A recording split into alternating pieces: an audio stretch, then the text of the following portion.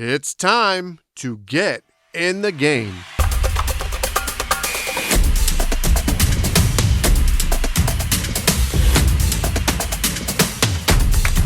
Get in the game. Hello and welcome to the first episode of the Get in the Game podcast. The podcast where we explore ways to get off the sidelines, stop making excuses, and get in the game. I'm your host, Trevor Dean, and this is the launch episode. I'm really excited to get going on this. Thank you so much for tuning in. It's been a long time coming, so let's get going. What you can expect on this podcast is for me to talk about real life, everyday issues that we all go through. We'll explore those through a biblical lens, and we'll find ways to, depending on the subject matter, to overcome, embrace, or combat those issues. I also want my heart, passions, and personality to come through these episodes, and I really look forward to you guys getting to know me. I'm not an expert in everything we're going to be talking about, and tell you the truth, most people would say I'm not an expert in much. So with that being said, I will have people on from time to time as guests and guest hosts to talk about their own experiences and their own passions and give us examples of how they decided to finally get off the sidelines and get involved in their respective fields. With that being said, I believe that learning from others is sometimes more important than learning from our own experiences. And I also believe it's integral in the way that I think God wants this podcast to go. You can also expect a weekly episode. There might be multiple episodes in the future per week, but for right now, we're going to stick to one. When I talk about my heart, my passions, there have been two constants throughout my whole life. There have been more, but the two main constants have been my walk with Christ and my love for sport. Looking back on my life, my path to becoming a Christian started about the same time that my path to becoming an athlete did. I was raised in a Christian home. Both parents are Christian. All my siblings, I'm the fourth of five boys, by the way, they're all Christian. So I had the Christian and athletic influence growing up because I also grew up in a very athletic home. But when I became a Christian, I was fairly young. I was about 6 or 7 years old, so mentally I was pretty immature. At that same time, being an athlete, my body wasn't also that great as an athlete either. So I was both an immature athlete and an immature Christian. And growing up as an athlete and as a Christian, subconsciously I believe that those two things were separate, that they were separate identities, that they never coincided and never interacted with each other. I believe there was time to be a Christian, and that was Sunday mornings, Wednesday night and Sunday night Bible studies, or when someone asked me about my faith, or when I was praying. And then there was time to be an athlete, which was in the weight room, during practice, or at the game. Any other time that those two things weren't happening, maybe there were other personalities and other identities that I had, but I believe those two main ones that I thought I was, they never mixed. Excuse me. And I finished my career as an athlete, a competitive athlete, at the end of high school. And I became a coach almost immediately. That next season, I was coaching. And as embarrassing it is for me to say, during my 18-year career of coaching, most of those I had that exact same mentality. It was no longer being an athlete identity. It was being a coaching identity. And I put a lot of things off or behind the coaching identity, including my Christian identity. I always had my convictions and I believe my faith. And if people asked me about it, I was all in on that. But when it came to coaching, there was a different personality. Same as when I was an athlete, my competitiveness and my arrogance and my cockiness as both an athlete and coach was not a good example of my Christian identity. It was not a good representation of Christ. So later in my coaching career, kind of towards the end, I figured out that there was something more that I wanted in coaching. And it wasn't just the wins and the success. And as a coach, there was a lot of it. Multiple championships, lots of different athletes going up and graduating, just different types of things that you're really proud of. But it had left me feeling a little empty. I realized the type of coach I wanted to be, and that was a little bit more of a relational coach. And I was wondering how I was going to be able to do it, how I was going to combat it. But I never really, like I said earlier, I never really mixed my Christian faith with my coaching identity. So towards the end, when I decided I wanted to be a different type of coach, I started working with a ministry called Fellowship of Christian Athletes, FCA to some of you, if you are familiar with it. And I knew of FCA as an athlete in high school and junior high. They had clubs on campus that you could go to during those time periods, but I never was really that involved with it. I didn't know it was as big an organization as it is. And so in 2016, I started working with them because they want to see the world impacted for Jesus Christ through the influence of coaches and athletes. And for me, that was a perfect fit. I've been looking for a way to bring my faith into my coaching, and this is the perfect way, because not only was I an employee of this ministry, they also encouraged me to continue coaching, because then I would have a direct impact, a direct example to live out for these athletes. So for me, it was a natural fit, but it did push me a little out of my comfort zone. I had never really, without someone asking me, professed my faith or went on to talk or preach or anything like that.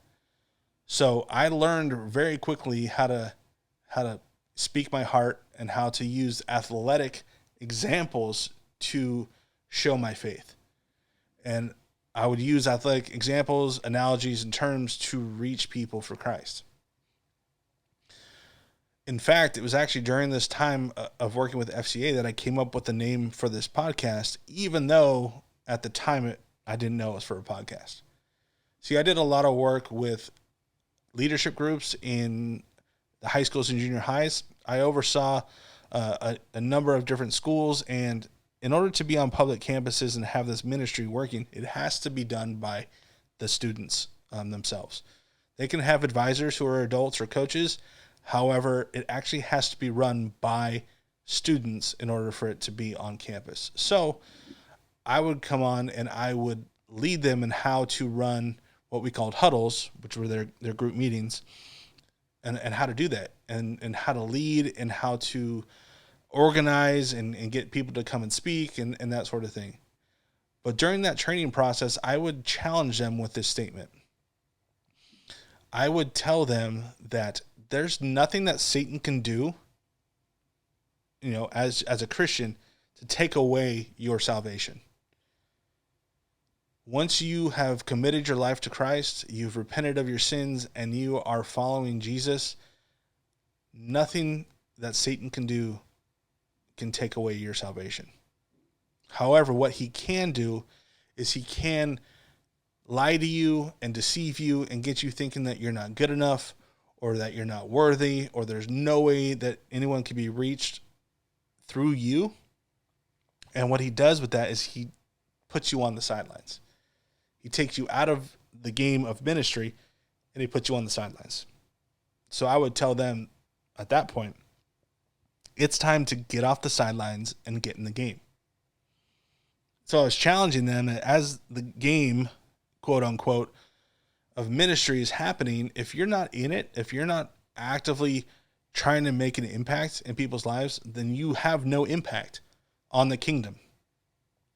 And so that was my charge to them. And that's something that stuck with me even after I stopped working with FCA. In the preparation for this particular episode of the podcast, I actually came across this Billy Graham quote that coincides exactly with what we're talking about. So Billy Graham said, "One of Satan's most effective ways of blocking God's work is to convince us God can't use us to make an impact for Christ. But it isn't true. All around you are people no one else will ever be able to reach with the gospel." Man, it's convicting, because what he's saying there is there are people that you come across every day in life that you are the only gospel, the only representation of Christ that they will ever see. And if you're not in the game, as I say, you're letting it go by. If you're not willing to step out and get involved, then those people are, I don't like to say it, but almost doomed to fail in a way. You have to get involved and be there. And that's what Billy Graham's saying. And that was my charge to those students. Now, in terms of this podcast, it's not always going to be about ministry. It could be about everyday life issues such as learning a new skill or wanting to learn a new language or laziness in work or wanting to get back in shape. Kind of stepping forward and saying enough is enough. I'm going to get involved and I'm going to make it happen.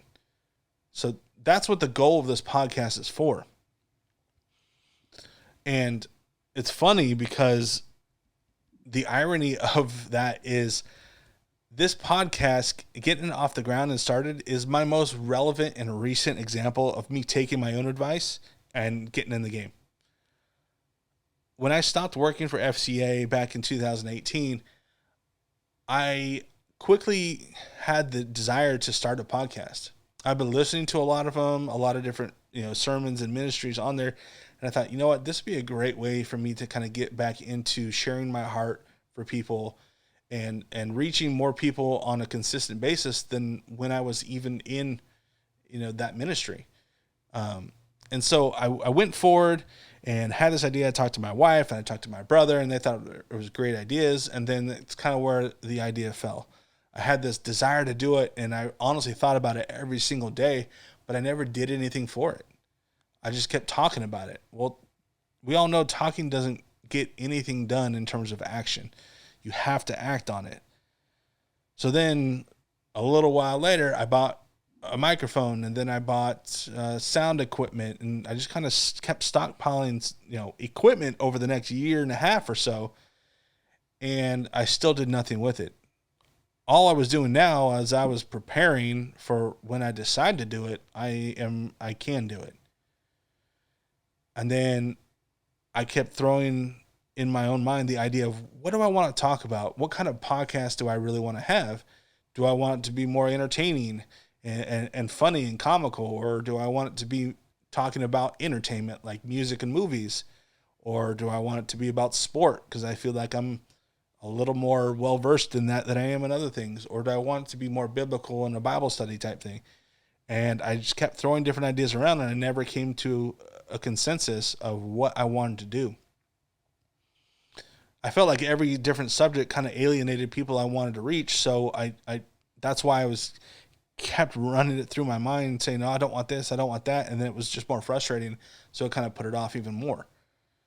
Then when I finally decided, you know what, I just want to talk about everyday issues. And if that happens to be about sport, or if that happens to be about ministry, or if that happens to be about getting back in shape, which I need, by the way, then so be it. And I'll just do it through a biblical lens because I'm a Christian and that's who I am.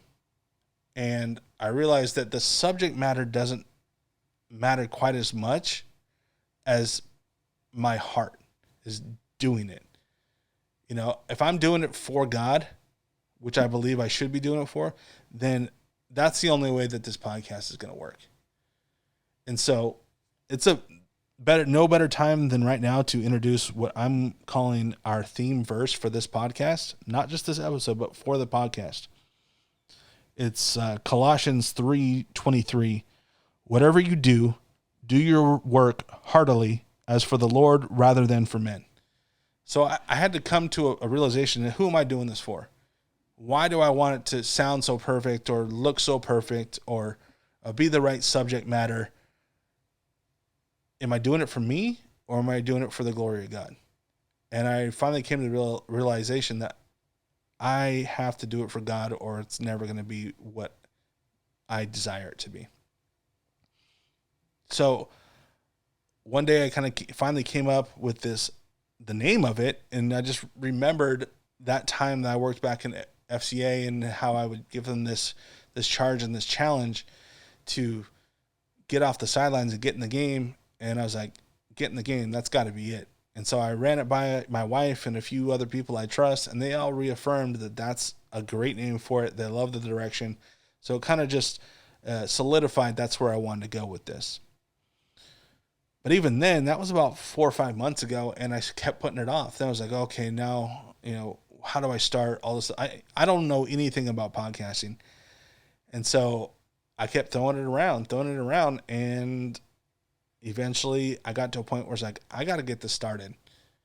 If I don't get it started, I'm never going to. So then on social media, I threw it out about a month ago that I'm starting a podcast, and I have the name for it, and I gave it to him already. And like I said, it's been a month, and I still haven't put anything out until today. And that was my way of being accountable, like showing people I'm going to do this. And if I'm not going to be accountable to anyone else but just those few people I've talked to, then I'm never going to do it. When you just tell a few people, it's a little easier justification if you don't do it. Like, oh, it just didn't work out, or, oh, it's not, timing isn't right. But when you put it out there for a lot more people, knowing this is what you want to do, it helps you keep accountable. Because I've gotten many questions over the last month. Hey, I've been looking for your podcast. It's not out yet. Like, well, I haven't recorded everything yet. The first few episodes haven't been recorded. I'm not ready to post it yet, but it is coming. And so it was my way of being accountable, pushing myself forward, knowing that I have to step out, get off the sidelines, and just like seriously stop making excuses and get it done. So here I am now recording the first episode. Doing this has been frustrating at times, but super exciting, like I said at the beginning, to get this going, because I really do have a heart and passion to share and teach. Like I said, I'm not always going to be the most knowledgeable about everything, but I can promise you this: I will do my research, I will speak from the heart, and I will search the scriptures for examples of how to deal with things, and so that way we can talk about it and have good conversation about these subjects and issues that we might come across in the course of these episodes. So with that being said, thank you so much again for tuning in. I'm going to leave you with this. Same thing I said at the beginning. Let's get off the sidelines, stop making excuses, and get in the game. We'll see you next time.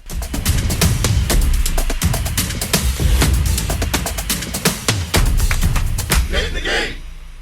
Thank you for listening to the Get in the Game podcast. Please take a second to rate and review us on Apple Podcasts. That's the best way to support us. Find us on YouTube and subscribe for more content.